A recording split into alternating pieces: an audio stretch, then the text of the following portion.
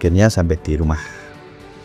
Oke, aku mau konten yang selanjutnya soal perbedaan IQ, EQ, dan SQ.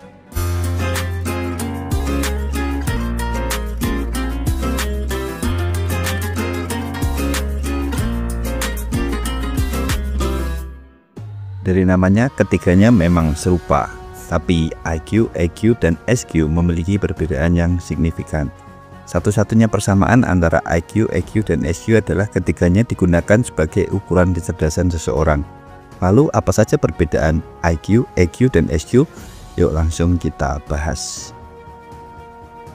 Intelligence Quotient. Salah satu tes kecerdasan yang paling sering diperbincangkan adalah tes Intelligence Quotient. IQ merupakan hasil pengukuran dari kecerdasan kristal, yaitu kecerdasan yang terbentuk atas proses pembelajaran dan pengalaman hidup. IQ menggambarkan kemampuan seseorang dalam berpikir, mengolah, menguasai lingkungan, dan bertindak secara terarah. Biasanya, IQ memiliki kaitan yang erat dengan pemecahan masalah logika, matematis, dan strategis. Faktor genetik memiliki peran yang besar dalam pembentukan IQ. Umumnya, tingkat IQ seseorang tidak jauh berbeda ketika masih kecil hingga dewasa, tapi tidak menutup kemungkinan adanya hal-hal lain yang mengaruhi tingkat kecerdasan seseorang, seperti lingkungan dan ilmu pengetahuan yang didapat selama proses akademik. Menurut psikolog Harvard Howard Gardner, ada 8 jenis IQ manusia. Ke-8 jenis IQ itu adalah sebagai berikut: kecerdasan linguistik atau verbal linguistik, kecerdasan matematik atau logika, kecerdasan spasial, kecerdasan kinetik dan jasmani, kecerdasan musikal, kecerdasan interpersonal, kecerdasan intrapersonal, dan yang terakhir, kecerdasan naturalis.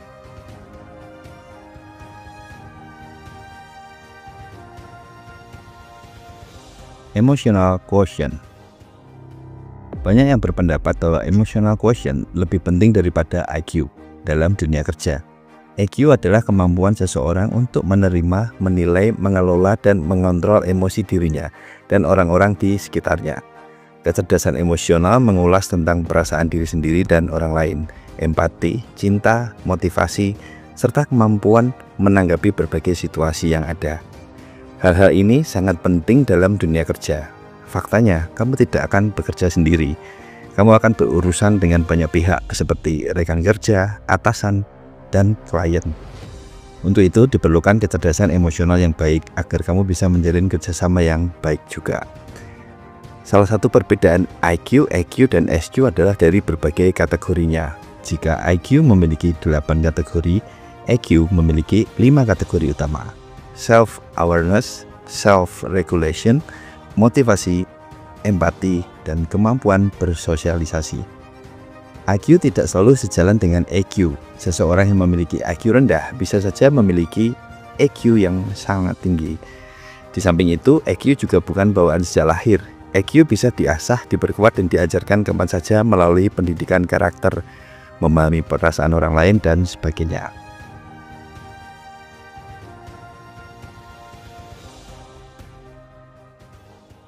Spiritual quotient. Selain IQ dan EQ, ada satu kecerdasan lainnya yang jarang dibahas, yaitu spiritual quotient. SQ justru merupakan kecerdasan seseorang yang paling mendasar. Mereka mendefinisikan SQ sebagai kecerdasan untuk mengembangkan kapasitas seseorang dalam mencari makna, visi, dan nilai hidupnya. Dengan memiliki kecerdasan spiritual yang tinggi, seseorang bisa bermimpi dan berusaha keras untuk menggapainya. SQ mendorong seseorang untuk mengeksplorasi dirinya agar bisa menemukan dan mengembangkan potensi terbaik, hingga akhirnya hidup pun menjadi lebih bermakna. Seperti yang telah disebutkan pada bagian sebelumnya, salah satu perbedaan IQ, EQ, dan SQ adalah kategori atau aspeknya. Dalam SQ ada 3 aspek yang harus kamu perhatikan, yaitu responsibility atau tanggung jawab, humility atau kemanusiaan, happiness atau kebahagiaan.